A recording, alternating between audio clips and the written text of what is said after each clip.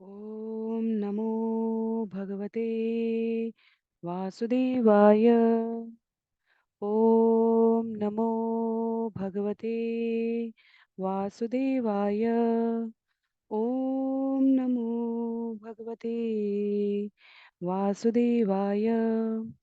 हरे कृष्णा। सभी भक्तों को सादर प्रणाम। श्रीमद् भागवतम महापुराण सत्रों की श्रृंखला में आज सत्र 629 629 में सभी भक्तों का स्वागत है। हम सभी यहाँ पर श्रीमद् भागवतम महापुराण को अंतर्राष्ट्रीय कृष्ण भावनामृत संघ के संस्थापक आचार्य कृष्ण कृपा मूर्ति श्री श्रीमद् अभय चरणारविंद भक्ति वेदांत स्वामी श्रील प्रभुपाद की पुस्तक के माध्यम से भक्तों के संग श्रवण और पठन करने का प्रयास कर रहे हैं। जैसा कि सत्रों का प्रारूप है, वर्तमान विषय वस्तु का संक्षिप्त अवलोकन, तत्पश्चात मंगलाचरण और उसके बाद एक एक श्लोक का वाचन और अनुवाद, श्रवण और पठन करते हुए हम सभी इस सत्र में आगे बढ़ने का प्रयास करेंगे। वर्तमान विषय वस्तु के संदर्भ में बहुत ही संक्षिप्त पुनरावृत्ति के इस क्रम में यदि हमें स्मरण हो तो पिछले सत्र में जहां राजा पुरुरवा जिन्हें एल कहकर संबोधित किया गया है, उनके द्वारा भौतिक जगत में अत्यधिक इंद्रिय संसर्ग से उत्पन्न शोक और असंतुष्टि को प्रस्तुत करते हुए उनके जीवन में ज्ञान और वैराग्य का, जैसे अवंती ब्राह्मण के जीवन के किंचित अलग पक्ष को हमने श्रीमद् भागवतम में श्रवण श्रवण किया, उसी प्रकार यहाँ पुरुरवा के द्वारा जो चक्रवर्ती सम्राट हैं, जिनकी महिमा दिग दिगंत तक, देवताओं के यहाँ तक स्तुत्य थी, वे किस प्रकार अपनी उदर और जननांग के पोषण के लिए इतने अधिक इंद्रियासक्त हो गए कि स्वयं के इस मानव जीवन के हेतु के प्रति निष्ठावान न रह सके। तो इसके बारे में हमने श्रवण किया था पिछले अध्याय में, और भगवान उद्धव के माध्यम से राजा एल के द्वारा प्रस्तुत इस शोभ से और इसके पश्चात इससे उत्पन्न ज्ञान को सामान्य जनमानस को सूचित करते हुए बतलाते हैं कि कैसे जीव को सम्यक भोग के साथ स्वयं को इस जगत का स्थायी निवासी बनाने का प्रयत्न नहीं करना चाहिए। तो आज के सत्र में हम सभी स्कंद 11 अध्याय 29 आरंभ करने जा रहे हैं। अध्याय 29 जहां देव पूजा विषयक श्री कृष्ण के आदेश हैं। तो भगवान क्या कह रहे हैं उसको हम सभी मंगलाचरण के पश्चात इस अध्याय में श्रवण करने का प्रयत्न करेंगे। करीब 55 श्लोक है इस अध्याय में, तो क्रमबद्ध तरीके से मंगलाचरण के पश्चात इसे हम सभी श्रवण करेंगे। आरंभ करते हैं। नारायणं नमस्कृत्य नरं चैव नरोत्तमं देवीं सरस्वतीं व्यासं ततो जयमुदीरयेत्। शृण्वतां स्वकथा कृष्ण पुण्यश्रवणकीर्तन यद्यन्तस्तो यभद्राणि विदुनोति सुयस्यताम्। नष्टप्रायेषु भद्रेषु नित्यं भागवत सेवया भगवत्युत्तमश्लोके भक्तिर्भवति नैष्टिकी। ॐ अज्ञानतिमिरान्धस्य ज्ञानाञ्जनशलाकया चक्षुन्मीलितं येन तस्मै श्रीगुरुवे नमः। मूकं करोति वाचालं पङ्गुं लङ्घयते गिरिं यत्कृपातमहं वन्दे परमानन्दमाधवम्। वाञ्छाकल्पतरुभ्यश्च कृपा सिन्धुभ्य एव च पतितानां पावनेभ्यो वैष्णवेभ्यो नमो नमः। जय श्री कृष्ण चैतन्य प्रभो नित्यानंद श्री अद्वैत गदाधर श्रीवासादि गौर भक्तवृंद। हरे कृष्ण कृष्ण कृष्ण हरे हरे, हरे राम राम राम हरे हरे, हरे कृष्ण कृष्ण कृष्ण हरे हरे, हरे राम राम राम हरे हरे, हरे कृष्ण कृष्ण कृष्ण हरे हरे, हरे राम राम राम हरे हरे। हरे कृष्णा। पुनः सभी भक्तों को सादर प्रणाम। स्कंद 11 अध्याय 27 जहाँ देव पूजा विषयक भगवान श्री कृष्ण के आदेश को यहाँ सुखदेव गोस्वामी द्वारा महाराज परीक्षित को श्रवण कराया जा रहा है, हम सभी सुनने का प्रयास करेंगे।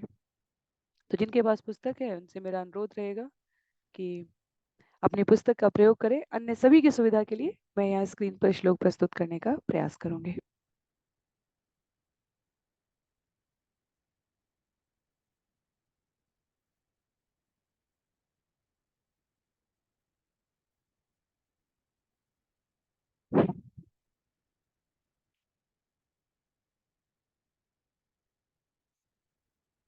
आचार्य कहते हैं कि इस अध्याय में भगवान ने क्रिया योग अर्थात देव पूजा की विधि के बारे में बतलाया है। तो इसका उल्लेख यहाँ पर क्यों है? क्योंकि उद्धव द्वारा भगवान से जिज्ञासा की गई है। उद्धव की जिज्ञासा है, श्री उद्धव उवाच क्रियायोगं समाचक्ष्व भवत आराधनं प्रभो यस्मात् त्वां ये यथा अर्चन्ति सात्वता सात्वत ऋषभ। श्री उद्धव ने कहा, हे प्रभु, हे भक्तों के स्वामी, आप कृपा करके मुझे अपने अर्चा विग्रह रूप में अपनी पूजा की नियत विधि बतलाएं। अर्चा विग्रह की पूजा करने वाले भक्तों की क्या क्षमताएं होती हैं? ऐसी पूजा किस आधार पर स्थापित है तथा पूजा की विशिष्ट विधि क्या है? तो हम सभी अपने दिन प्रतिदिन के व्यवहार में देखते हैं कि भगवत भक्त अपने नियत कर्मों के अतिरिक्त, आचार्य लिखते हैं, मंदिर में अर्चा विग्रह रूप में भगवान की नियमित पूजा करते हैं। और वास्तव में श्रील प्रभुपाद द्वारा इसका इस्कॉन के प्रत्येक केंद्र में इसे व्यवस्था को स्थापित किया गया है।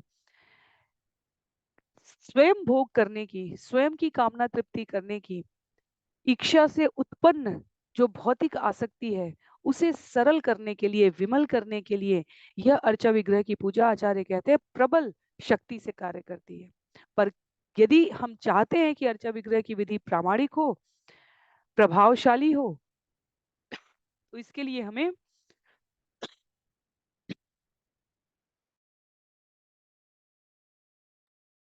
सही स्रोत से जानकारी प्राप्त होनी चाहिए। इसलिए यहाँ पर भगवान के समक्ष उद्धव का ये अनुरोध भगवान के धराधाम से गमन करने से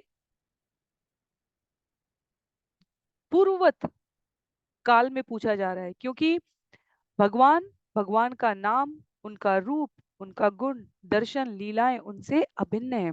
तो उद्धव कह रहे हैं कि भगवान वो प्रामाणिक विधि क्या है, उसके बारे में आप बतलाएं, क्योंकि एतत् वदन्ति मुनयो निःश्रेयसं नृणाम नारदो भगवान व्यास आचार्यो अंगिरस सुत। सारे मुनि बारंबार घोषित करते हैं कि ऐसी पूजा से मनुष्य जीवन में बड़े से बड़ा संभव लाभ मिलता है। नारद मुनि, महान व्यासदेव तथा मेरे अपने गुरु बृहस्पति का यही मत है कि अर्च विग्रह की पूजा सम्यक प्रकार से करने से यह अत्यधिक प्रभावशाली है। निश्रितं ते मुखाम्भोजात् यत् आह भगवान् अज पुत्रेभ्यो भृगुमुखेभ्यो देव्ये च भगवान् भव एतत्त्वे सर्ववर्णानां आश्रमाणां च सम्मतं श्रेयसामुत्तमं मन्ये स्त्रीशूद्राणां च मानद। हे वदान्य प्रभु, अर्च विग्रह की इस पूजा विधि के आदेश सर्वप्रथम आपने अपने कमलमुख से दिए। तब ब्रह्मा जी ने इन्हें भृगु इत्यादि अपने पुत्रों को दिया और शिव जी ने अपनी पत्नी पार्वती को दिया। यह विधि सभी वर्णों तथा आश्रमों द्वारा स्वीकार की जाती है और उनके उपयुक्त है। इसलिए मैं अर्चा विग्रह के रूप में आपकी पूजा को स्त्रियों तथा शूद्रों तक के लिए समस्त आध्यात्मिक अभ्यासों में अत्यंत लाभप्रद मानता हूँ। तो जिनकी जीव भौतिक जगत में अत्यधिक व्यस्तता है, उनके लिए भी भगवान का अर्चा विग्रह संस्तुत है। यहाँ स्त्री और शूद्र गुण, कर्म और स्वभाव की व्यवहारिक व्यस्तता के क्रम में उल्लिखित समझे जाने चाहिए। और हम देखें, विश्व की किसी भी सभ्यता, किसी भी मान्यता में किसी न किसी रूप से वास्तव में अर्चा विग्रह की अपनी अपनी पद्धति के अनुसार पूजा मान्य है, स्वीकार्य है। यह दूसरी बात है कि वो प्रामाणिक परंपरा से आ रही है या नहीं, इसके बारे में अधिक विश्लेषण किए बिना जीव अपनी आस्था को, अपनी श्रद्धा को कहीं तो नियत रखेगा। और इसलिए अर्चा विग्रह की पूजा यदि हम देखें तो विभिन्न रूपों में सभी स्थानों पर मान्य है।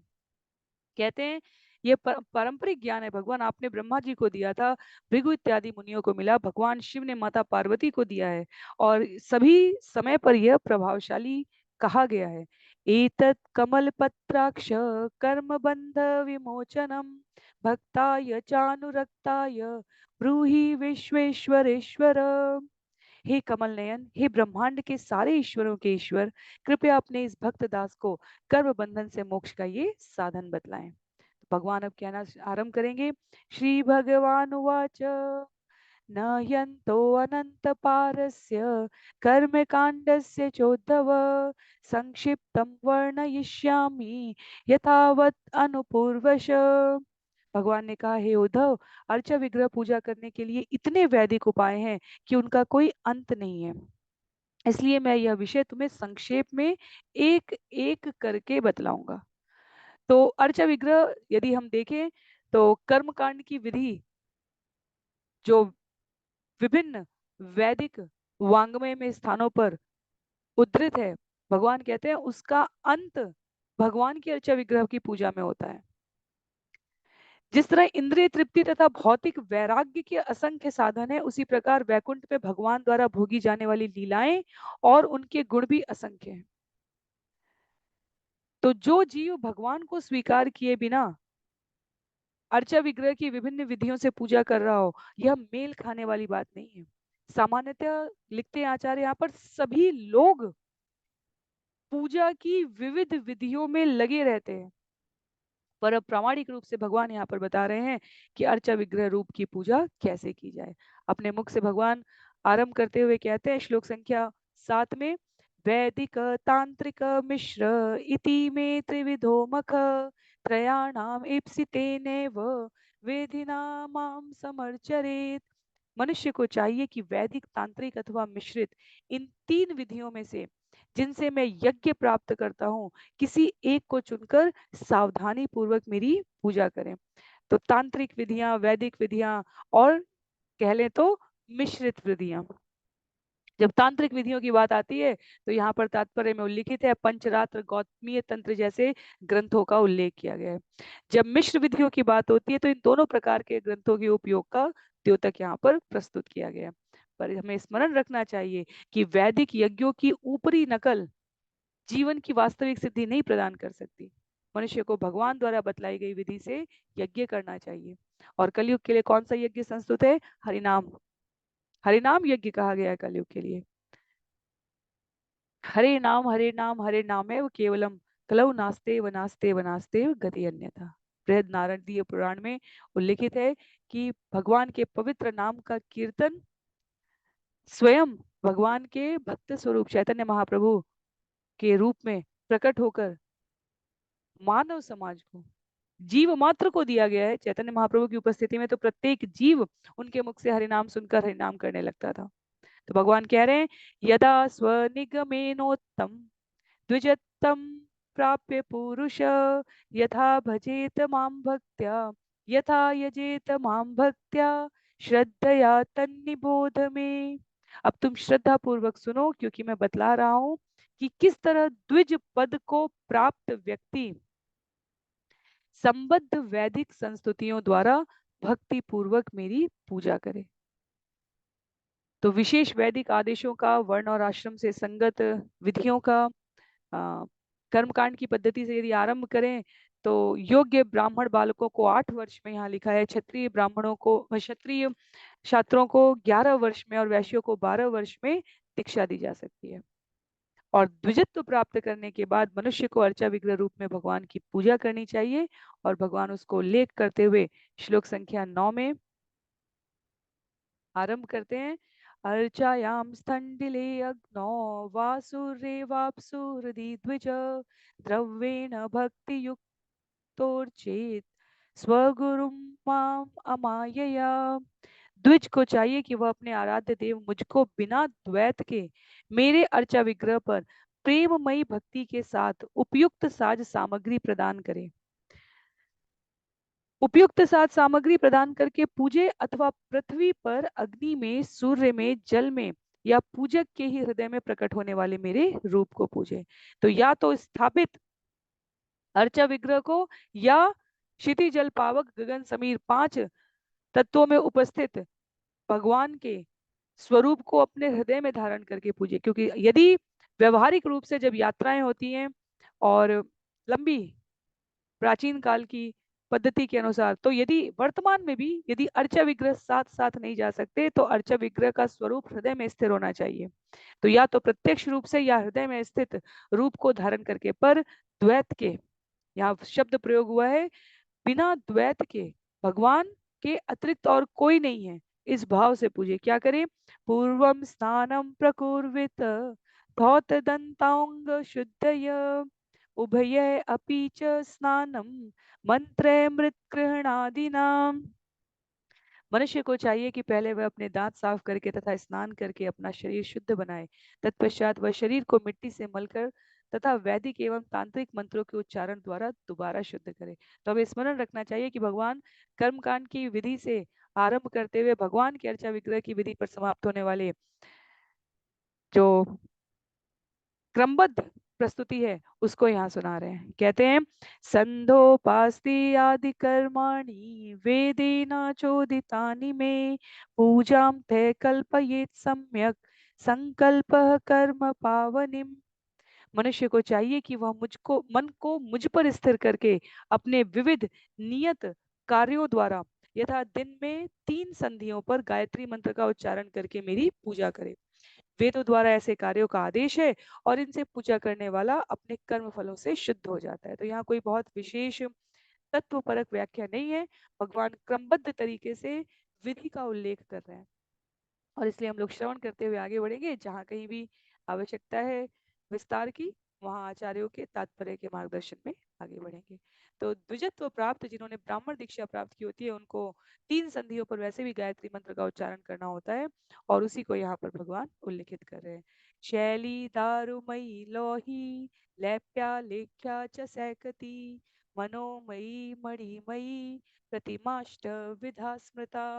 भगवान के अर्चा विग्रह रूप का 8 प्रकारों में पत्थर, काष्ठ, धातु, मिट्टी, चित्र, बालू, मन या रत्न में प्रकट होना बतलाया जाता है। तो हम देखेंगे जितने भी अर्चा विग्रह बने होते हैं या तो बालू के बने होंगे, पत्थर के बने होंगे, काष्ठ लकड़ी के बने होते हैं। दारू ब्रह्म जो है जगन्नाथपुरी के हमारे मंदिर में जो जगन्नाथ बलदेव सुभद्रा के विग्रह हैं, धातु के, मिट्टी के, चित्र की भी यहाँ पर पुष्टि की गई है और मन में या रत्न में इस प्रकार अर्चा विग्रह 8 रूपों में प्रकट किया जा सकता है। तो शिलाजीव गोस्वामी जी यहाँ पर उल्लिखित करते हैं कि जो बालू के बने रूप में पूजा कर रहे हैं, मिट्टी के बने रूप में पूजा कर रहे हैं, वह अल्पकाल के लिए पूजा करने वाले की निजी इच्छा पूर्ति करने के लिए होते हैं। शिलाजीव गोस्वामी विस्तार में इसके बारे में उल्लेख करते हैं। वास्तव में अर्चा विग्रह के अन्य स्थानों पर भी यहाँ जो आवश्यक तात्पर्य का अंश है उसमें कहा गया है जो लोग शुद्ध भगवत प्रेम प्राप्त करना चाहते हैं उन्हें अर्चा विग्रह के स्थायी स्वरूप की, उदाहरण के लिए संगमरमर की, स्वर्ण की या पीतल से बने रूप की पूजा करनी चाहिए और उन्हें यह पूजा करते रहना चाहिए। कृष्ण भावनामृत में भगवान की पूजा की उपेक्षा करने के लिए कोई गुंजाइश नहीं है। अर्थात कोई भी कारण हम प्रस्तुत नहीं कर सकते जिसमें कहा जाए कि अर्चा विग्रह की पूजा हम नहीं कर सकते।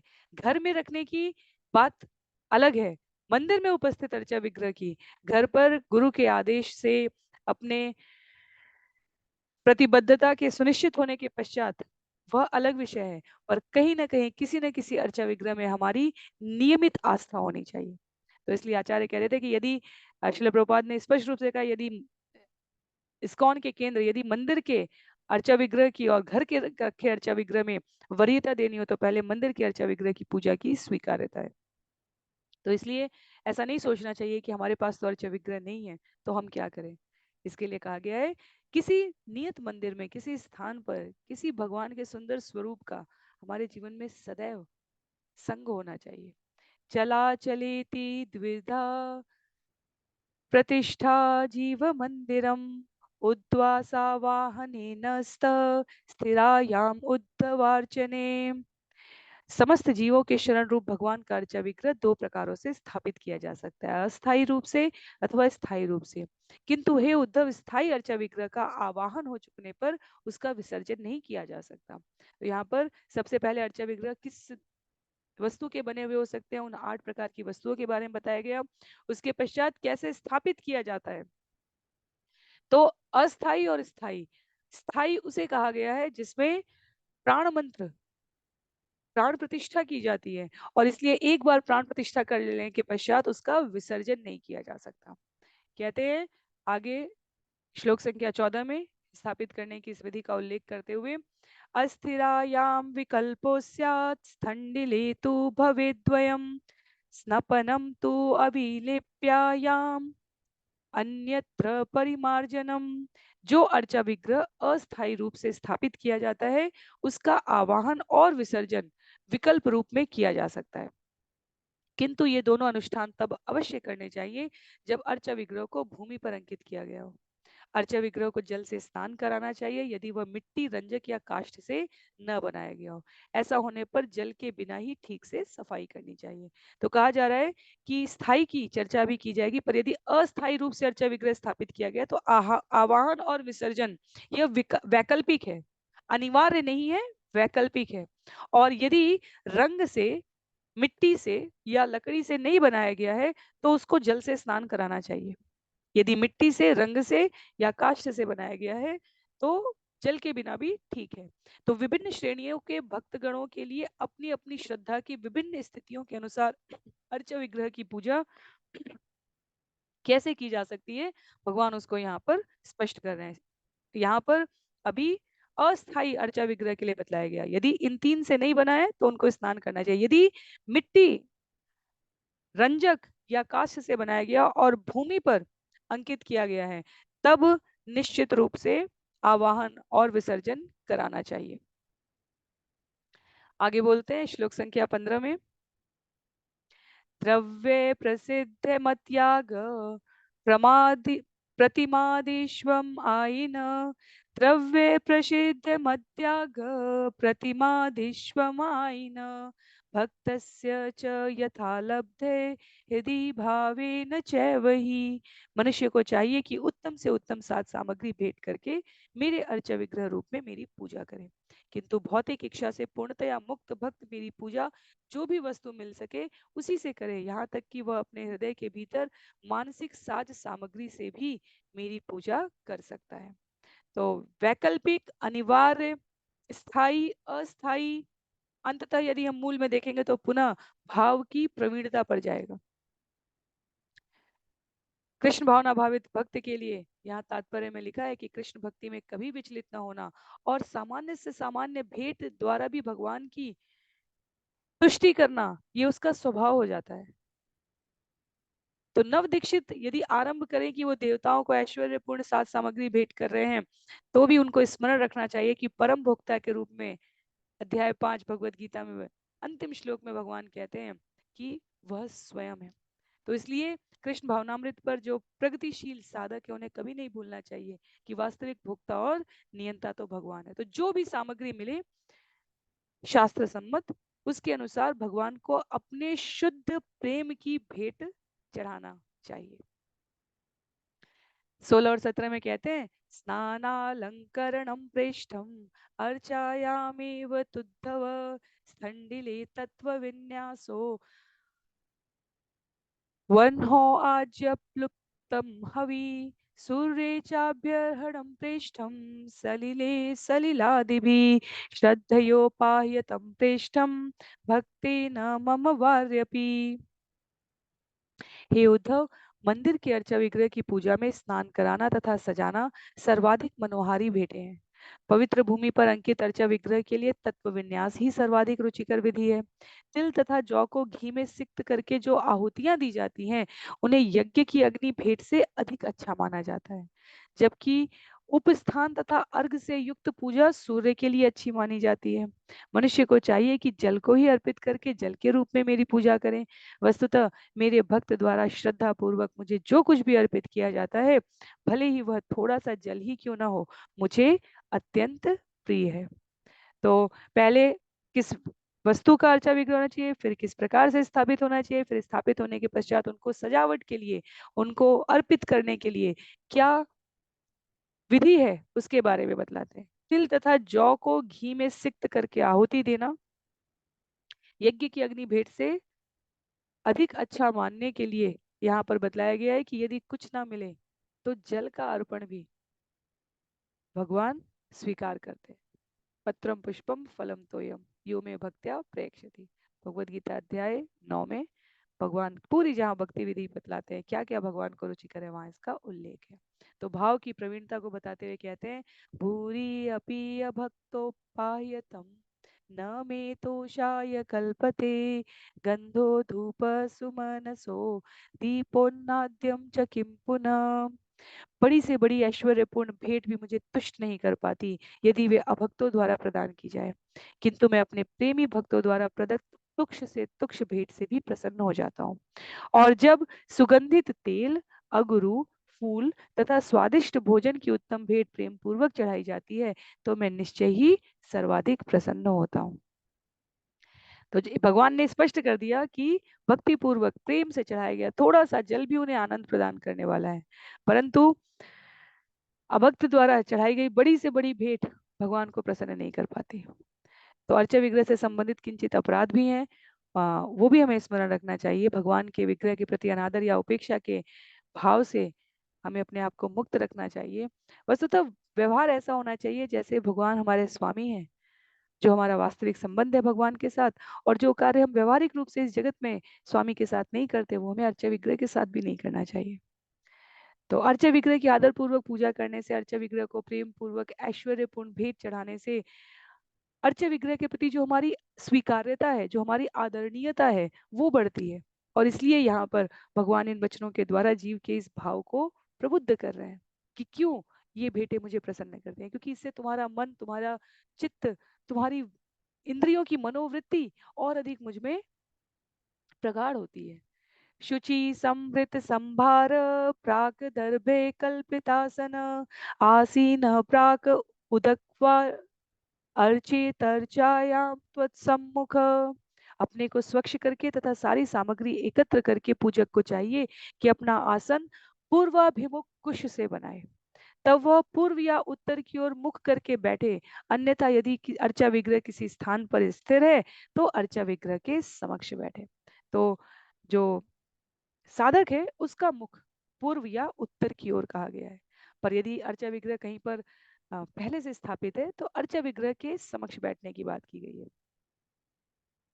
पूजा से पहले सारी सामग्री रखने के लिए व्यवहारिक सी बात है कि बार बार उठना ना पड़े, और संस्कृत संभार अपना आसन पूर्वाभिमुख कुश से बनाकर वहां स्वयं को भगवान की सेवा करने के लिए निवेदित करें। कृतन्यास कृतन्यासम मतार्चम पाणिनामृजेत कलशम प्रोक्षणीयम च यथा वधुपसाध्येत। भक्त को चाहिए कि अपने शरीर के विभिन्न अंगों का स्पर्श करके तथा मंत्रोच्चारण करते हुए उन्हें पवित्र बनाए। उसे मेरे अर्चा विग्रह रूप के साथ भी ऐसा ही करना चाहिए, और तब उसे अपने हाथों से अर्चा विग्रह पर चढ़े पुराने फूलों तथा अन्य भेंटों को हटाना चाहिए। उसे पवित्र कलश, पात्र तथा छिड़कने के लिए जल से भरा पात्र भी उचित ढंग से चढ़ाना चाहिए। तो सबसे पहले स्वयं के शरीर को स्वच्छ करना, अर्चा विग्रह के प्रति पवित्र मंत्रोच्चार करना, सभी को नमस्कार करना, यहाँ से ये विधि आरंभ हो रही है। तो कलश की स्थापना के साथ आगे बतलाते हैं। तद तद्भी देव यजनम द्रव्याणि आत्मनामेव च प्रोक्ष्य पात्राणि त्रिणीद्भिः ते ते द्रव्ये च साधयेत्। तब उस प्रोक्षणीय पात्र से वह उस स्थान पर पानी छिड़के जहाँ अर्चा विग्रह की पूजा की जा रही हो, जहाँ भेंटें चढ़ाई जानी हो, तथा साथ ही अपने शरीर पर भी पानी छिड़के। तत्पश्चात वह जल से भरे 3 पात्रों को विविध शुभ वस्तुओं से सजाए। तो श्रील श्रीधर स्वामी यहाँ पर वैदिक साहित्य का संदर्भ देते हैं, जिसे तात्पर्य में आचार्यों ने संकलित किया है। कहा गया है कि अर्घ के लिए प्रयुक्त होने के लिए जल में 8 वस्तुएं होनी चाहिए: सुगंधित तेल, फूल, जौ, अक्षत, कुश का अग्रभाग, तिल, सरसों तथा दूर्वा दल। आचमन के लिए प्रयुक्त होने वाले जल में चमेली के फूल, पिसी लौंग तथा कक्कोल की गिरियां होनी चाहिए। तो ये वैदिक साहित्य का संदर्भ है, और यदि व्यवहारिक रूप से संभव है तो ये वस्तुएं उपलब्ध होनी चाहिए। चरण पखारने के निमित्त जल में सांवा के दाने, दुर्वा दल, विष्णुक्रांत फूल तथा अन्य वस्तुएं मिला लेनी चाहिए। तो जहाँ जो इनमें साधक प्रशिक्षित हैं इस प्रकार के यज्ञों को संपादित करने के लिए, वो इनके बारे में विस्तार पूर्वक पूजा अर्चना से पूर्व वस्तुओं की, सामग्रियों की सूची प्रदान करके, या जो सरलता से न मिलने वाली हो उनको स्वयं अपने पास से साधकों को अर्चा विग्रह की पूजा के लिए उपलब्ध भी कराते हैं। कहते हैं पाद्या अर्घ्य आचमनीय पाद्याद्य अर्घ आचमनीयार्थं त्रीणि पात्राणि देशिक यदा शेषणार्थशिखया गायत्र्या चाभिमंत्रयेत। तब पूजा करने वाला पात्र इन तीन पात्रों पूजा करने वाले इन तीन पात्रों को शुद्ध करें। उसे चाहिए कि भगवान के चरण पखारने के लिए जल वाले पात्र को हृदयाय नमः मंत्र से पवित्र करें। अर्घ के लिए जल पात्र को शिर से स्वाहा मंत्र से तथा भगवान का मुख धोने वाले जल के पात्र को शिखाय वशट मंत्र का उच्चारण करके पवित्र बनाए। साथ ही इन तीनों पात्रों के लिए गायत्री मंत्र का भी उच्चारण करें। तो तीन पात्रों को रखने की जो बात की गई है, एक भगवान के चरण पखारने के लिए, एक भगवान के अर्घ देने के लिए, और एक भगवान के मुख का मुख धोने वाले जल के पात्र के रूप में वर्णित किया है। तीनों के लिए हृदयाय नमः, शिर से स्वाहा और शिखाय वशट मंत्र के उच्चारण की यहाँ पर संस्तुति की गई है। और उससे पूर्व यदि हम देखें, यदि हम जो सामान्यतः यज्ञ अर्चा विग्रह की स्थापना के समय श्रवण करते हैं, उसमें गायत्री मंत्र सबसे पहले आरंभ में कहा ही जाता है। उसके पश्चात श्लोक संख्या 23 में बतला रहे हैं भगवान, पिंडे वायु अग्नि संशुद्धे यत पद्मस्थां परां मम अड्विं जीव कलाम ध्यायेत नादान्ते सिद्ध भाविताम। पूजा करने वाले को चाहिए कि वह मेरे सूक्ष्म रूप को, जो अब वायु तथा अग्नि से पवित्र हुए पूजा करने वाले के शरीर के भीतर स्थित होता है, समस्त जीवों के स्रोत रूप में ध्यान करें। भगवान का यह रूप पवित्र अक्षर ओम की ध्वनि के अंत में स्वरूप सिद्ध मुनियों द्वारा अनुभव किया जाता है। तो भगवान के सूक्ष्म रूप को वायु तथा अग्नि से पवित्र हुए, ओमकार शब्द जब उच्चारण किया जाता है, जिसके यहाँ पर स्वरूप सिद्ध मुनियों द्वारा अनुभव की बात कही जा रही है, यदि जब संस्कृत आरंभ में पढ़ाया जाता है तो वहां पर ओमकार शब्द प्रणव मंत्र जो है उसमें 5 भाग बताए गए हैं। अ उ म अनुस्वार बिंदु और प्रतिध्वनि नाद की बात की गई है। तो स्वरूप सिद्ध आत्माएं इस नाद के अंत में भगवान का ध्यान करती हैं। अ उ म ओ म अ उ म अनुस्वार तथा प्रतिध्वनि, अनुस्वार बिंदु के बाद जो प्रतिध्वनि नाद की बात है, उसके पश्चात भगवान का स्वरूप ध्यान करना चाहिए। श्लोक संख्या 24 में कह रहे हैं, तयात्मभूतया पिंडे व्याप्ते संपूज्य तन्मय आवाह्य अर्चादिषु स्थाप्य न्यस्तांगम माम प्रपूजयेत। भक्त परमात्मा का ध्यान करता है, जिसकी उपस्थिति भक्त के शरीर को उसकी अनुभूति के अनुसार अधिक भर देती है। इस तरह भक्त अपनी सामर्थ्य भर भगवान की पूजा करता है और उन्हीं में लीन हो जाता है। अर्चा विग्रह के विभिन्न अंगों का स्पर्श करके तथा उपयुक्त मंत्रोच्चार करके भक्त को चाहिए कि वह परमात्मा को अर्चा विग्रह रूप में आने के लिए आमंत्रित करे और तब वह मेरी पूजा करे। तो इस प्रकार सभी स्वच्छ मंत्रोच्चारण स्वच्छ करने, स्पर्श करने के पश्चात, उपयुक्त मंत्रोच्चारण के पश्चात अर्चा विग्रह के स्वरूप में प्रवेश करने के लिए, परमात्मा को आमंत्रित करने के लिए वहां पर जीव अब उनको पूजा करना आरंभ करता है। तो पूजा करने की विधि कैसे होती है? अभी वस्तु उपस्थित कर ली, विधि उपस्थित कर ली, अब सामग्री उपस्थित कर ली, और अब ये पद्धति का क्रम आरंभ किया जा रहा है। कहा जा रहा है, पाद्यो पाद्योपस्पर्शार्हणादीन उपचारान् प्रकल्पयेत् धर्मादिभिश्च नवभिः कल्पयित्वासनं मम पद्म अष्टदलं तत्र कर्णिका केसरोज्ज्वलम् उभाभ्यां वेद तंत्राभ्यां मह्यम तु भय सिद्धये। पूजा करने वाले को चाहिए कि सर्वप्रथम मेरे आसन को धर्म, ज्ञान, त्याग तथा ऐश्वर्य के साक्षात देवों से तथा मेरी 9 आध्यात्मिक शक्तियों से अलंकृत होने की कल्पना करे। वह भगवान के आसन को 8 पंखुड़ियों वाले कमल के रूप में मान ले, जो अपने कोश के भीतर केसर तंतुओं से तेजवान है। तब वेदों तथा तंत्रों के नियमानुसार वह पांव धोने का जल, मुख साफ करने का जल, अर्घ्य तथा पूजा की अन्य वस्तुएं मुझे अर्पित करे। इस विधि से उसे भौतिक भोग तथा मोक्ष दोनों की प्राप्ति होती है। तो हम देखेंगे, जब सामान्यतः प्रशिक्षित पुरोहित आरंभ करते हैं अर्चा विग्रह की स्थापना के समय वाली पूजा। तो धर्म अर्थ क्षमा कीजिए, धर्म ज्ञान वैराग्य और ऐश्वर्य जो भगवान के ये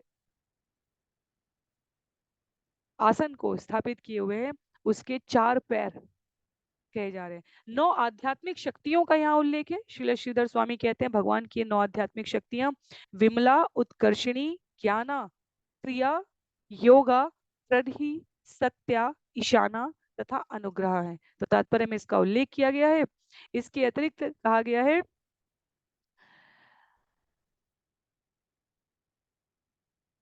भगवान के आसन को 8 पंखुड़ियों वाले कमल के रूप में माने। तो कमल की पंखुड़ियां जो कमल के कोश के भीतर के जो केसर तंतु है, जिसे हम मधुर मकरंद का पान भौरों द्वारा करते हुए देखते हैं, उसके बारे में कहा जा रहा है कि आसन को उस 8 पंखुड़ियों वाले कमल के रूप में माने।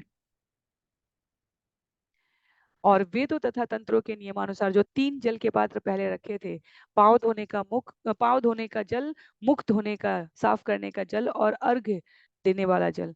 तो पूजा की इन विधियों को समझने के क्रम में अब एक एक करके ये वस्तुएं भगवान को अर्पित की जानी है। सुदर्शनम पांचजन्यम गदासी शुद्ध अनुर्हलान मूशलम कौस्तुभम मालाम श्रीवत्सम चानुपूजयेत। मनुष्य को चाहिए कि भगवान के सुदर्शन चक्र, उनके पांचजन्य शंख, उनकी गदा, तलवार, धनुष, बाण तथा हल, उनके मूसल, उनकी कौस्तुभ मणि, उनकी फूल माला तथा उनके वक्षस्थल के केश गुक्ष श्री वत्स की पूजा इसी क्रम से करें। तो जितने भी भगवान के आयुध हैं और भगवान के सदा सर्वदा श्रृंगार की जो अलंकरण है, उनको इसी क्रम से, पहले सुदर्शन चक्र को, फिर पांचजन्य को, फिर गदा को, तत्पश्चात तलवार, धनुष बाण और हल को, उसके पश्चात मूसल, कौस्तुभ मणि, भगवान की फूल माला और उनके वक्षस्थल के केश गुक्ष श्री वस्त्र की पूजा करें। नंदम सुनंदम गरुणम प्रचंडम चंडमेव च महाबलम बलम चैव कुमुदम कुमुदेक्षणम। मनुष्य को चाहिए कि नंद, सुनंद, गरुण, प्रचंड तथा चंड, महाबल तथा बल एवं कुमुद तथा कुमुदेक्षण नामक भगवान के संगियों की पूजा करे। तो ये भगवान के पार्षद हैं, इन्हें हमें स्मरण करना चाहिए अर्चा विग्रह की स्थापना के समय। दुर्गां विनायकं व्यासं विश्वक्षेणं गुरुन् सुरान् स्वे स्वे स्थाने त्वभिमुखान् पूजयेत् प्रोक्षणादिभिः। मनुष्य को चाहिए कि वह प्रोक्षण इत्यादि भेंटों से दुर्गा, विनायक, व्यास, विश्वक्सेन गुरुओं तथा विविध देवताओं की पूजा करें। इन सारे व्यक्तियों को भगवान के अर्चा विग्रह की ओर मुख किए हुए अपने स्थानों में होना चाहिए। तो ये अपने जो न्याय संगत इनके स्थान है, यह वैकुंठ में जो भगवान के नित्य संगी हैं, इस भौतिक जगत के उपस्थित स्वरूपों की बात नहीं हो रही है। वैकुंठ में भगवान के जो नित्य संगी स्वरूप में शिवपुत्र गणेश जो धन देने के लिए विख्यात हैं, शिवपत्नी दुर्गा जो भगवान की बहिरंगा माया शक्ति के रूप में विख्यात है, यह इस जगत में भगवान के प्रशासनिक अधिकारी हैं, भौतिक गतिविधियों क्रियाओं के नियमन के लिए। पर जो वैकुंठ में निवास करने वाला इनका नित्य मुक्त स्वरूप है, संग है, उसको यहाँ पर आवाहन के लिए, स्मरण करने के लिए भगवान के श्रीमुख से पूजा करने की अर्चा विग्रह की इस विधि में बतलाया गया है। तो दुर्गा का नाम हम भौतिक जगत में बहिरंगा शक्ति के रूप में भी जानते हैं, पर शास्त्रों में, विविध वैदिक ग्रंथों में दुर्गा नाम भगवान की अंतरंगा शक्ति को भी सूचित करता है। तो जिन जिन स्वरूपों की यहाँ बात की जा रही है, वो भौतिक लाभ कामना से प्रेरित स्वरूप नहीं है, जो वैकुंठ में नित्य संगी के रूप में उपस्थित है, उस भाव से इनकी यहाँ पर उपस्थिति को आवाहन करने की बात कही गई है। श्लोक संख्या 30 और 31 में कहते हैं, चंदनो शीर कर्पूर कुंकुम अगुरवासिते सलिले स्नापयेत् मंत्रे नित्यदा विभवे सति स्वर्णघर्म अनुवाकेन महापुरुष विद्यया पौरुषे नापि सुक्तेन सामभिराजनादिभिः।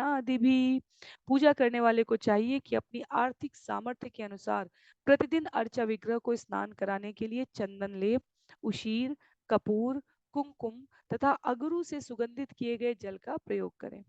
उसे विविध वैदिक स्तुतियों का भी यथा अनुवाक जो कि स्वर्ण घर्म कहलाती है, महापुरुष विद्या, पुरुष सूक्त तथा सामवेद के विविध गीतों तथा यथा राजन तथा रोहिण्य का भी उच्चारण करना चाहिए। तो आर्थिक सामर्थ्य के अनुसार इसीलिए कहा गया है कि व्यवहारिक रूप से कलयुग में वास्तव में जो सबसे अधिक प्रकाशित करने वाला भगवान को प्राप्त करने का मार्ग है वह हरि नाम है। अन्यथा अन्य युगों में अर्च विग्रह की स्थापना के लिए जो आर्थिक सामर्थ्य क्या क्या संभव हो, चंदन लेप करें, उशीर करें, कंकुम कपूर, अगरू, सुगंधित किए गए जल इत्यादि का प्रयोग करना चाहिए। और पुरुष सुक्त प्रार्थना जो ऋग्वेद में आई है, ओम सहस्त्र शीर्षा पुरुष सहस्त्राक्ष सहस्त्रपात, इससे आरंभ होती हुई ये स्तुति सामवेद की विविध गीतों में राजन और रोहिण्य, जैसे श्रीमद् भागवतम से हम गोपी गीत, युगल गीत, यहाँ एल गीत, अवंती ब्राह्मण का गीत, भीष्म पितामह की स्तुति, विभिन्न गीतों का नाम श्रवण करते हैं, वैसे ही सामवेद के गीतों में यहाँ विशेष रूप से नाम उल्लिखित है, राजन और रोहिण्य का भी उच्चारण करना चाहिए। महापुरुष विद्या है, विविध वैदिक स्तुतियां वास्तव में कही गई हैं कि अर्चा विग्रह की स्थापना, जब ये सब पद्धति, ये सब विधि संपादित की जा रही हो, तब ये सब गायन वाचन चलते रहना चाहिए। वस्त्रोपवीत आभरण पत्र कंधलेपने अलंकुर्वीत सप्रेम मद्भक्तो माम यथोचितम। तब मेरे भक्त को चाहिए कि वह मुझे वस्त्रों, जनेऊ, विविध आभूषणों, तिलक के चिन्ह तथा मालाओं से अच्छी तरह अलंकृत करे और मेरे शरीर पर सुगंधित तेल का नियत विधि से लेप करे। तो यहाँ पर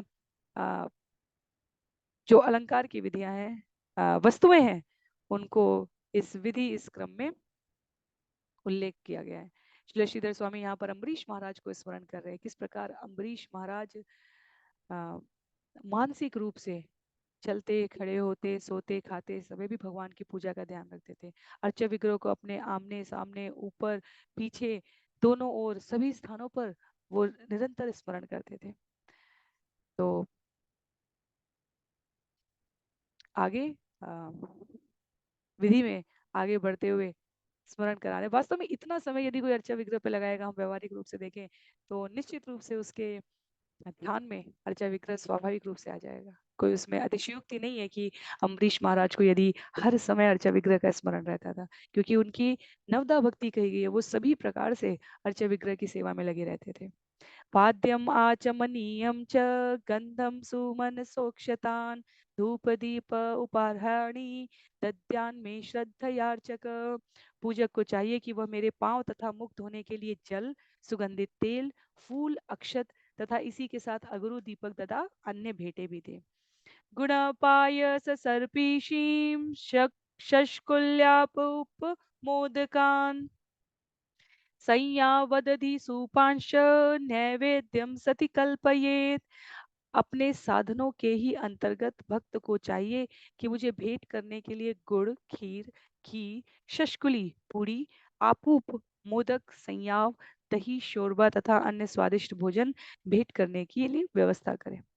तो वास्तव में यहाँ पर आचार्य कहते हैं कि अर्चा विग्रह पूजा में उचित तथा अनुचित भोजन की भेंट चढ़ाने की जो विस्तृत जानकारी यदि हमें जाननी हो, तो श्री हरि भक्ति विलास में 8वां विलास श्लोक 152 से लेकर 164 तक इन उन खाद्य पदार्थों का उल्लेख है। जब हम भगवान को राजभोग आरती अर्पित करते हैं प्रतिदिन, तो उसमें भी जितने खाद्यान्न हैं, सभी जो विभिन्न प्रकार के रस हैं, उनके वर्गीकरण में खाद्य पदार्थों का उल्लेख किया गया। भगवान वास्तव में देखा जाए तो भाव का भोग लगा रहे हैं। जो वस्तु खाद्यान्न उपस्थित की जा रही है, वो तो वहां उपस्थित साधक भक्ति ही बाद में प्राप्त करते हैं प्रसाद रूप में। उसके पश्चात अभ्यंगोन्मर्दन आदर्श दंत धावाभिषेचनम अन्या अद्य गीता नृत्यानि पर्वणि स्युरुतान्वहम। विशेष अवसरों पर और यदि संभव हो तो नित्य प्रति अर्चा विग्रह को उपटन लगाया जाए, दर्पण दिखाया जाए दांत साफ करने के लिए नीम की दातुन दी जाए, 5 प्रकार के अमृत पंचामृत से नहलाया जाए, विविध उच्च कोटि के व्यंजन भेंट किए जाएं तथा उनका गायन और नृत्य से मनोरंजन किया जाए। तो जब भी अर्चा विग्रह स्थापित होता है हम देखते हैं कि वास्तव में बड़ी ही विस्तृत विधि है ये। यहाँ पर तो श्री विश्वनाथ चक्रवर्ती ठाकुर के द्वारा अर्चा विग्रह की पूजा कैसे करनी चाहिए इसकी विधि उल्लिखित की गई है। अन्य स्थानों पर भी भगवान को दातुन से लेकर दर्पण दिखाने से लेकर उनके समक्ष मनोरंजन के पंखा झलना, वाद्य संगीत, कीर्तन, नृत्य, गाना बजाना, ये सभी उल्लिखित है। इसलिए एकादशी पर देखा जाए, यहाँ श्रीधर स्वामी ने भी कहा है कि विशेष अर्चा, यदि प्रतिदिन ये सब संभव नहीं होता है तो विशेष अर्चा पूजन की इन विधियों का एकादशी की तिथि पर भक्तों के समूहों के द्वारा पालन करना यदि संभव हो तो यह अत्यंत आनंदोत्सव की तरह मनाया जाना चाहिए। श्लोक संख्या 36 में विधिना विहिते कुंडे मेखलार्गत वेदिभिः अग्निमादाय परित समूहित पाणिनोदितम। भक्त को चाहिए कि शास्त्रोक्त विधि से तैयार की गई यज्ञशाला में अग्नि यज्ञ करे, जिसमें वह पवित्र पेटी, मेखला, यज्ञ कुंड तथा वेदी का प्रयोग करे। यज्ञ अग्नि जलाते समय भगवान भक्त को चाहिए कि अपने हाथों से चुनी गई लकड़ियों को प्रज्वलित करे। तो यज्ञशाला कैसे स्थापित हो, उसमें यज्ञ कुंड, वेदी और पेटी के स्थापना की यहाँ पर शास्त्रोक्त विधि से तैयारी की जानी चाहिए। भगवान यहाँ पर संस्तुत कर रहे हैं। परिस्तीर्य अथ पर्युक्षेत अन्वधाया यथा विधि प्रोक्षण्यासाद्य द्रव्याणि प्रोक्षाज्ञानो भावयेत माम। जमीन पर कुश फैलाकर तथा उस पर जल छिड़कने के बाद नियत विधियों के अनुसार अन्वाधान किया जाए। तत्पश्चात आहुति में डाले जाने वाली वस्तुओं को व्यवस्थित करें और उन्हें पात्र में से जल छिड़ककर पवित्र बनाएं। इसके बाद पूजा करने वाला अग्नि के भीतर मेरा ध्यान करे। तो सभी कुछ यहाँ पर नियत विधि से जब स्थापित हो जाए, आहुति की वस्तुएं व्यवस्थित हो जाएं, पात्र से जल छिड़ककर पवित्र कर दिया जाए, समस्त सामग्रियां उपस्थित हो जाएं, तो जो अब अग्नि प्रज्वलित हो रही है उसमें मेरा ध्यान किया जाए। श्लोक संख्या 38, 39, 40, 41 में कह रहे हैं भगवान, तप्त जाम्बू नद प्रख्यम शंख चक्र गदाम्बुजय लसत चतुर्भुजं शान्तं पद्मकिञ्जल्कवाससं स्फुरत्किरीटकटक कटिसूत्रवराङ्गदं श्रीवत्सवक्षसम्भ्राजत् कौस्तुभं वनमालिनं ध्यायन्नभ्यर्च्य दारुणी हविषाभिकृतानि च प्रास्याज्यभागा वाघारो दत्त्वा चाज्यप्लुतं हवि जुह्यान्मूलमन्त्रेण षोडशर्चावधानत धर्मादिभ्यो यथा न्यायम मंत्र सृष्टिकृतम बुध। बुद्धिमान भक्त को चाहिए कि वह भगवान के उस रूप का ध्यान करे जिसका रंग पिघले सोने जैसा, जिसकी चारों भुजाएं शंख चक्र गदा तथा कमल फूल से शोभायमान है तथा जो सदैव शांत रहता है और कमल के फूल के भीतर के तंतुओं जैसा रंगीन वस्त्र पहने रहता है। उनका मुकुट, कंगन, करधनी तथा बाजूबंद खूब चमकते रहते हैं। उनके वक्षस्थल पर श्रीवत्स का चिन्ह, चमकीली कौस्तुभ मणि तथा जंगली फूलों की माला रहती है। तत्पश्चात भक्त को घी में डूबी लकड़ियों को लेकर उन्हें अग्नि में डालते हुए भगवान की पूजा करनी चाहिए। उसे आघार अनुष्ठान करना चाहिए, जिसमें घी में सिक्त सारी आहुति सामग्री अग्नि को अर्पित की जाती है। तत्पश्चात उसे यमराज इत्यादि 16 देवताओं को सृष्टिकृत नामक आहुति देनी चाहिए, जिसमें प्रत्येक देवता के मूल मंत्रों का तथा पुरुष सूक्त की 16 पंक्तियों का उच्चारण किया जाता है। पुरुष सूक्त की प्रत्येक पंक्ति के बाद एक आहुति डालकर उसे प्रत्येक देवता का नाम लेकर विशेष मंत्र का उच्चारण करना चाहिए। तो बहुत ही क्रमबद्ध विधि है। जो जानकार पुरोहित हैं, जो इसमें प्रशिक्षित हैं, जो ये स्मरण रखते हैं, वह यजमान को उस समय इन विधियों का स्मरण कराते हुए क्रमबद्ध तरीके से एक एक पुरुष सूक्त की प्रार्थना के पश्चात एक एक देवता के आह्वान के साथ आहुति डालने की बात की गई है और 16 देवताओं का वहां सृष्टिकृत नामक आहुति के साथ आवाहन करते हुए पूजा करने की यज्ञ वेदी में परम भोक्ता तो भगवान है और उसके साथ जो वैदिक वाङ्मय की कर्मकांड युक्त विधि है उसको यहाँ पर बतलाया गया है। श्लोक संख्या 42 में अभ्यर्चार्थ नमस्कृत्य पार्षदेभ्यो बलिम हरेत मूल मंत्रम जपेत ब्रह्म स्मरण नारायणात्मकम। इस तरह यज्ञ अग्नि में भगवान की पूजा करके भक्त को चाहिए कि भगवान के निजी संगियों को झुककर नमस्कार करे और तब उन्हें उपहार भेंट करे। तब वह भगवान के अर्चा विग्रह का मूल मंत्र मन ही मन जपे और भगवान नारायण के रूप में पर ब्रह्म का स्मरण करे। तो भगवान का स्मरण, भगवान के भक्तों का स्मरण, उनके निजी संगियों को झुककर नमस्कार करना, उनको उपहार अर्पित करना, उनके मूल मंत्र का मन में स्मरण करके नारायण स्वरूप में अपने परम आराध्य को हृदय की दृष्टि से अंतःस्थल में अंकित करना चाहिए। आगे दत्वा च मनम उक्षेशम विश्वक्षेनाय कल्पयेत मुखवासम सुरभिमत तांबुलाद्यम अथ अर्हयेत। वह एक बार फिर अर्चा विग्रह को मुंह धोने के लिए जल दे और जो भोजन बचा हो उसे विश्वक्सेन को दे दे। तत्पश्चात वह अर्चा विग्रह को सुगंधी मुख शुद्धि एवं लगा हुआ पान का बीड़ा दे। तो इस प्रकार से विधि में उल्लिखित करते हुए आगे श्लोक संख्या 44 में कहा है उपगायान गृणन नृत्यम कर्माणि अभिनयन मम मत कथा श्रावयन शृण्वम मुहुर्तम क्षणिक भवेत।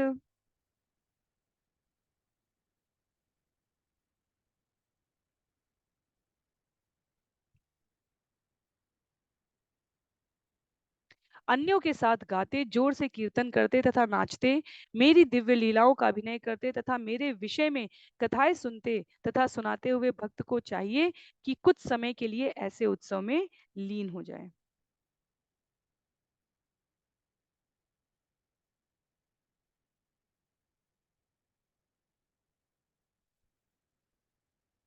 यहाँ पर विश्वक्सेन का उल्लेख 2 बार आया है। तो यहाँ पर स्पष्ट किया है कि विश्वक्सेन कौन है, भगवान के जो द्वारपाल हैं। तो सात्विक संप्रदाय में देखा जाए तो यहाँ पर जो भगवान विष्णु के द्वार पर, जैसे वेंकटेश्वर मंदिर में, कई कई मंदिरों में वो स्थापित किए गए हैं, उनको भगवान विश्वक्सेन भी कह दिया जाता है। वास्तव में वो भगवान की जो कमांडर इन चीफ हम कह सकते हैं, जो सेना के प्रमुख हैं, उनके बारे में कहा गया है। तो विश्वक्सेन वो जो कुछ भी है पहले भगवान को अर्पित किया गया है और उसके पश्चात जो कुछ भी बच रहा है वह विश्वक्सेन के माध्यम से अन्यों को वितरित करने के लिए कहा गया है। तो भगवान, उसके पश्चात भगवान की कथा सुनना, उत्सव करना, जोर से कीर्तन नृत्य गायन करना, भगवान की दिव्य लीलाओं का अभिनय करना।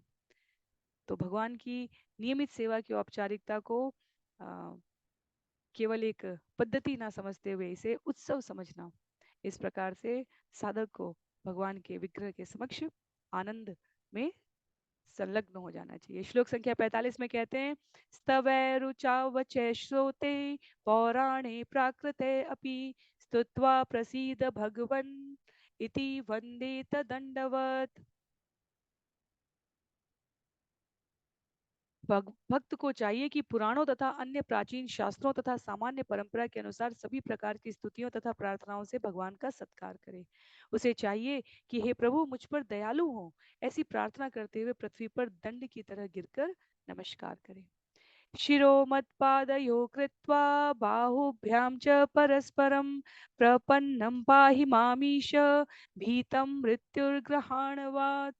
अर्चा विग्रह के चरणों पर अपना सिर रखकर और तब भगवान के समक्ष हाथ जोड़े खड़े होकर उसे प्रार्थना करनी चाहिए, हे प्रभु मैं आपकी शरण में हूँ, कृपा करके मेरी रक्षा करें। मैं इस भवसागर से अत्यंत भयभीत हूँ क्योंकि मैं मृत्यु के द्वार पर खड़ा हूँ। तो देखा जाए तो यदि इस भाव के साथ हम भगवान की अर्चा विग्रह के समक्ष स्वयं को निवेदित नहीं कर रहे हैं तो अन्य सभी प्रकार की जो विधि यहाँ प्रस्तुत की गई है वह एक एक प्रकार का दम्भ हो जाता है, एक प्रकार का दिखावा हो जाता है, एक प्रकार का बाह्य साज श्रृंगार हो गया। जैसे पिंजरे के अंदर पक्षी है, हम पक्षी की सेवा ना करें, अभी तो हम पिंजरे का ही साज श्रृंगार करते रहे, वैसे ही हमने अर्चा विग्रह के समझ ये सब वस्तुएं तो अर्पित कर दी पर हम भाव शून्य हैं तो कोई महत्व नहीं है। ये विधि, ये पद्धति, ये पूजा, ये अर्चन, ये भजन, ये कीर्तन अंततः भावबद्ध होने के लिए, जो हृदय जन्म जन्मांतर के भौतिक भोगों से शुष्क हो चुका है भगवत भक्ति के लिए, उसमें पुनः प्राण डालने के लिए ये सारी विधियां वर्णित की गई हैं। तो यदि जीव के भीतर ये भाव से प्रार्थना करने का अभी तक अवसर नहीं आया, ये स्थिति नहीं आई मानसिक, जिसमें कह सके कि भगवान मैं आपकी शरण में हूँ, आप मेरी रक्षा कर रहे हैं, मैं अपना सर्वस्व आपको समर्पित करता हूँ, याद करती हूँ, ये भाव प्राप्त करने के लिए ये विभिन्न विधियां हैं। भाव की प्रगाढ़ता और प्रवीणता का कोई अन्य विकल्प नहीं है। श्लोक संख्या 47 में कहते हैं, इति शेषाम मया दत्ताम शिरसी आधाय सादरम उद्वासयेत चेदोस्याम ज्योति ज्योतिषी तत्पुनः। इस प्रकार प्रार्थना करता हुआ भक्त अपने सिर पर मेरे द्वारा प्रदत्त उच्छिष्ट को आदर सहित रखे, और यदि उस अर्चा विग्रह का पूजा के अंत में विसर्जन करना हो तो भक्त को अपने हृदय के भीतर के कमल के प्रकाश के अंदर अर्चा विग्रह की उपस्थिति के प्रकाश को एक बार पुनः धारण करना चाहिए। तो यदि विसर्जन के उद्देश्य से आवाहन किया गया है तो उस स्वरूप को फिर भी हृदय के भीतर धारण करने का संकल्प लेना चाहिए। उसके लिए अत्यधिक निष्ठा से दृढ़बद्ध होकर उस स्वरूप को धारण करना चाहिए। अर्चादिषु यदा यत्र श्रद्धा मां तत्र चार्चयेत् सर्वभूतेष्वात्मनि च सर्वात्माहम् अवस्थिता। जब भी कोई व्यक्ति मुझ में चाहे मेरे अर्चा विग्रह रूप में या अन्य प्रामाणिक अभिव्यक्तियों के रूप में श्रद्धा उत्पन्न कर लेता है तो उसे उसी रूप में मेरी पूजा करनी चाहिए। मैं निश्चय ही समस्त उत्पन्न जीवों के भीतर तथा पृथक रूप से अपने आदि रूप में भी विद्यमान रहता हूँ, क्योंकि मैं सभी का परमात्मा हूँ। तो भगवान प्रकट शरीर से लीला रूप में तिरोधान करने जा रहे हैं इस जगत से, जहाँ भगवान ब्रह्मा जी की एक दिन में एक बार आते हैं और अब वो गमन कर रहे हैं। तो अन्य जीवों को आश्रय देने के लिए किस प्रकार से, कहाँ, किस रूप में, किस विधि से उनको स्मरण किया जा सके, भगवान अपने श्रीमुख से यहाँ उल्लेख करें। अर्चा विग्रह का ज्ञान भगवान उद्धव को नहीं दे पाए, उद्धव के माध्यम से दे रहे हैं, अर्जुन को नहीं दे पाए थे, क्योंकि अर्जुन के समक्ष जो स्थिति थी उसमें जो व्यवहारिक जीवन जीने की आचार संहिता चाहिए थी, वहां परिस्थितियां अलग थी। उससे पूर्व जब युधिष्ठिर महाराज द्वारा राजसूय यज्ञ किया गया था तो वहां पर इन विधियों का पालन किया गया था, इसमें कोई संशय नहीं है, क्योंकि भगवान वहां पर प्रथम पूज्य व्यक्तित्व के रूप में साक्षात उपस्थित थे। तो इस प्रकार पूजा करने वाले की श्रद्धा के अनुसार जिसमें जिस स्वरूप में उसकी रुचि है उसको नियमित प्रामाणिक मंत्रों के उच्चारण के द्वारा अर्चा विग्रह को भगवान से सर्वथा अभिन्न समझते हुए इस अत्यधिक विकसित अवस्था में भक्तों के संगति में, वैष्णव समुदाय में भौतिक जीवन के सभी सुखों को भगवान के श्री चरणों में समर्पित करने के भाव से अपने आप को कृष्ण भावनामृत बनाने का क्रम पूर्ण करते हुए उपासना करनी चाहिए। आगे श्लोक संख्या 49 में कहते हैं, एवं क्रिया योग पथे पुमान वैदिक तांत्रिके अर्चय अर्चन उभयत सिद्धिम मत्तो विन्दत्यभिप्सिताम। वेदों तथा तंत्रों में संस्तुत विविध विधियों से मेरी पूजा करते हुए मनुष्य इस जीवन में तथा अगले जीवन में मुझसे इच्छित सिद्धि प्राप्त कर लेता है। मत अर्चा संप्रतिष्ठाप्य मंदिरम कारये दृढ़म पुष्पोद्यानानि रम्याणि पूजा यात्रोत्सवाश्रितान। भक्त को चाहिए कि मजबूत मंदिर बनवाकर उसी के साथ सुंदर बगीचों से मेरे अर्चा विग्रह को और अधिक पुष्टता से स्थापित करे। इन बगीचों को नित्य प्रति पूजा के लिए फूल प्रदान करने, विशेष अर्चा विग्रह जुलूसों और शुभ पर्वों के मनाने के लिए सुरक्षित रखना चाहिए। इसलिए मंदिर के बगीचे से, मंदिर के स्थान से, मंदिर के प्रांगण से वास्तव में कोई भी वस्तु भगवान को अर्पित करने के अतिरिक्त और अपने किसी व्यक्तिगत प्रयोजन के लिए हमें लेनी नहीं चाहिए, क्योंकि पुष्प बहुत बड़ी मात्रा में, बहुत आवश्यक दिनों पर, महत्वपूर्ण दिनों पर बहुत बड़ी संख्या में भगवान की सेवा में अर्पित किए जाने चाहिए। इसलिए सुंदर श्रृंगार के लिए जहाँ मजबूत मंदिर हो वहाँ सुंदर बगीचे भी भगवान के इस स्थापत्य को और अधिक पुष्टता से स्थापित कर सके, इसके लिए व्यवस्थित किए जाने चाहिए। आगे कहते हैं श्लोक संख्या 51 में, पूजा दीनाम प्रवाहार्थम महापर्वसु अथो अनुहम क्षेत्रापण पुरग्रामान दंत्वा मत्साष्टितामियात्। जो व्यक्ति अर्चा विग्रह पर भूमि, बाजार, शहर तथा गांव की भेंट चढ़ाता है, जिससे कि अर्चा विग्रह की दैनिक पूजा तथा विशिष्ट उत्सव निरंतर चलते रहे, वह मेरे ही तुल्य ऐश्वर्य प्राप्त करेगा। इसलिए जहां पर भी अर्चा विग्रह होते हैं, मंदिर होते हैं, देखते हैं कि आसपास के जो व्यवसायी हों, आसपास के जो निवासी हों, उनसे भी उनकी सामर्थ्य के अनुसार कुछ कुछ भेंटों को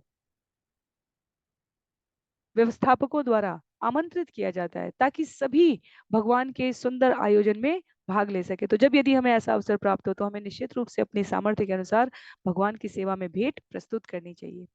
प्रतिष्ठया सार्वभौमं सद्यना भुवनत्रयं पूजादिना ब्रह्मलोकं तिभिर्मत्साम्यतामियात्। भगवान के अर्चा विग्रह की स्थापना करने से मनुष्य सारी पृथ्वी का राजा बन जाता है। भगवान के लिए मंदिर बनवाने से तीनों जगतों का शासक बन जाता है। अर्चा विग्रह की पूजा तथा सेवा करने से वह ब्रह्मलोक को जाता है, और इन तीनों कार्यों को करने से वह मुझ जैसा ही दिव्य स्वरूप प्राप्त करता है। तो ये स्थापना से लेकर निर्माण, एक तो अर्चा विग्रह की स्थापना हो रही है, एक अर्चा विग्रह की स्थापना करने वाले मंदिरों का निर्माण हो रहा है, एक स्थापित अर्चा विग्रह जो मंदिर में प्रतिष्ठित है उनकी पूजा अर्चा करने वाले की बात की जा रही है, और जो इन तीनों कार्यों को कर रहा है वो निश्चित ही दिव्य रूप से मुझको प्राप्त कर लेता है। भगवान स्वयं को प्राप्त करने के लिए कहते हैं कि मेरा स्वरूप वैकुंठ में सभी भगवान के स्वरूप में है। तो अर्चा विग्रह की पूजा और सेवा करने से ब्रह्मलोक तक तो गति निर्धारित है, और यदि भाव कृष्ण भावनामृत है तो जीव वैकुंठ तक पहुंच जाता है। आगे अंतिम 3 श्लोक हैं इस अध्याय के। कह रहे हैं भगवान, मामेव नैरपेक्षेण भक्ति योगेन विन्दित, मामेव नैरपेक्षेण भक्ति योगेन विन्दति, भक्ति योगम स लभत एवं यह पूजयेत माम। किंतु जो व्यक्ति कर्म फल पर विचार किए बिना भक्ति में लगा रहता है, वह मुझे प्राप्त करता है। इस तरह जो कोई भी मेरे द्वारा वर्णित विधि के अनुसार मेरी पूजा करता है, वह अंततः मेरी शुद्ध भक्ति प्राप्त करेगा।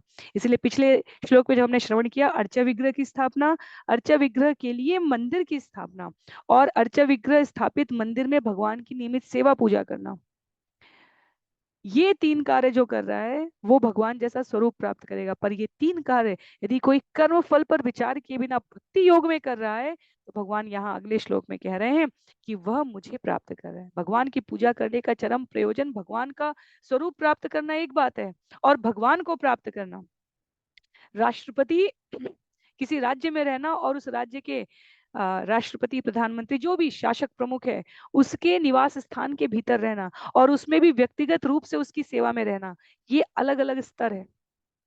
तो अर्चा विग्रह स्थापित होना, मंदिर का निर्माण होना, उन अर्चा विग्रहों की पूजा करना, और उन अर्चा विग्रहों की पूजा बिना किसी कर्मफल के प्रदान करना, यह राज्य में निवास करना, उस शासक प्रमुख के गृह में निवास करना, और व्यक्तिगत रूप से उसकी सेवा में स्वयं को संलग्न करना, इस स्तर के समान समझा जा सकता है। तो ये सब कुछ अंततः क्या है? ईश्वर के प्रति अपने सर्वोच्च आनंदमय प्रेम को प्राप्त करना। पूजा की चरम प्रयोजन को भगवान यहाँ पर बता रहे हैं। कहते हैं श्लोक संख्या 54 में, यस्वदत्तां परे दत्तां हरेत सुर विप्रयो वृत्तिम सहजायते विद्भुग वर्षाणाम अयुतम। जो व्यक्ति देवताओं या ब्राह्मणों की संपत्ति चुराता है, वह उन्हें पहले उस व्यक्ति द्वारा दी गई हो या अन्य किसी के द्वारा, उसे 1 करोड़ वर्षों तक मल के कीट के रूप में रहना पड़ता है। कर्तुश्च सारथेः तो अनुमोदितु एव च कर्मणां भागिनः प्रेत्य भूयो भूयसि तत्फलम्। न केवल चोरी करने वाला व्यक्ति, अपितु उसकी सहायता करने वाला या जो अपराध के लिए प्रेरित करता है या मात्र अनुमोदन करता है, वह भी अगले जीवन में पाप फल में भागी बनेगा। भागीदारी की कोटि के अनुसार ही उन्हें उसी अनुपात में फल भोगना पड़ेगा। तो इसलिए भगवान के या उनके अधिकारी प्रतिनिधियों की पूजा की वस्तु को किसी भी दशा में नहीं चुराना चाहिए। तो ये एक पंक्ति भगवान ने यहाँ पर प्रस्तुत की है कि जो कुछ भी इतनी भव्यता से अर्चा विग्रह की पूजा का उल्लेख किया गया है, उसमें मन में किसी भी वस्तु का लोभ स्वयं के भोग के लिए नहीं आना चाहिए। अर्चा विग्रह के संबंध में मंदिर के अधिकारियों की अनुमति के बिना, उनके अनुमोदन के बिना, आ, उनके प्रतिनिधियों की वस्तुओं को भी किसी भी दशा में नहीं जीव को स्वयं के उपभोग के लिए प्रयोग करने के लिए चुराना चाहिए। तो अध्याय यहाँ समाप्त हो रहा है। अध्याय के साथ ही ये सत्र भी यहाँ पर समाप्त हो रहा है। श्रीमद् भागवतम के 11वें स्कंद के देव पूजा विषयक श्री कृष्ण के आदेश नामक 27वें अध्याय के श्रील भक्ति वेदांत स्वामी प्रभुपाद के विनीत सेवकों द्वारा रचित तात्पर्य यहाँ पूर्ण हो रहे हैं। तो अध्याय पूर्णता के पश्चात अगले सत्र में हम सभी स्कंद 11 अध्याय 28 श्रवण करने का प्रयास करेंगे। यदि सूचीबद्ध तरीके से देखा जाए तो जितने श्लोक यहाँ क्रमगत तरीके से हम अध्ययन कर रहे हैं, अध्याय 27 के समाप्ति के पश्चात स्कंद 11 से 1196 और पूरे श्रीमद् भागवतम से 13,354 13354 हो गए। अगले सत्र में स्कंद 11 अध्याय 28 हम सभी श्रवण करेंगे, जहां ज्ञान योग की चर्चा हुई है। तो विषय आएगा कि ज्ञान योग की पुनः चर्चा क्यों आवश्यक है। तो ब्रह्मांड, ब्रह्मांड में उत्पन्न प्रकृति, प्रकृति के अधीन इंद्रिय गुणों से संसर्गित और विभिन्न कार्यों के अच्छे और बुरे की उपाधियां, इन सबको सार रूप में, ज्ञान योग का विस्तार से वर्णन हो चुका है, पर यहाँ सार योग रूप में, सूत्र के रूप में भगवान उद्धव के माध्यम से सामान्य जनमानस को बतला रहे हैं। तो व्यवहार में हमने जहाँ देखा था प्रकृति के गुणों में कि सतरज और तम में हम स्थित हैं, इसका परिचय कैसे प्राप्त करें, अब प्रशंसा के समय क्या करें, अनुशंसा के समय क्या करें, आलोचना के समय क्या करें, इस प्रकार की जो व्यवहारिक जीवन जीने की सूत्रावली है वो इन अध्यायों में प्रस्तुत की जाएगी। तो आज के लिए सत्र को यहीं पर समाप्त करते हैं। श्रील प्रभुपाद की जय, श्रील गुरुदेव की जय, अनंत कोटि वैष्णव वृंद की जय, श्रीमद् भागवतम महापुराण की जय। हरे कृष्ण।